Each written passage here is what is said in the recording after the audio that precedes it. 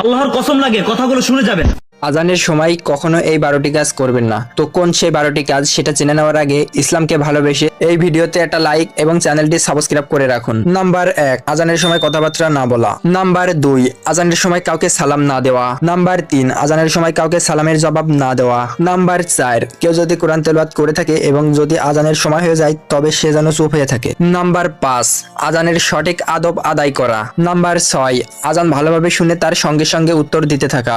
Number 7, অজানাকে সম্মান করা। যদি রাস্তায় থাকাকালীন আজান শুরু হয় তাহলে সে যেন সেখানে থেমে যায়। নাম্বার 8, আজানের সময় যদি আজানের দিকে খেয়াল না রাখা হয় তাহলে আল্লাহ তাআলা তার উপরে গজব নাজিল করে। নাম্বার 9, আজানের সময় কোনো গান বা সঙ্গীত না শোনা। নাম্বার 10, আজানের সময় কখনো পা ছড়িয়ে ঘুমাতে নেই। নাম্বার 11, আজানের সময় কথাতে মশগুল না থাকা এবং আড্ডা বন্ধ করে দেওয়া।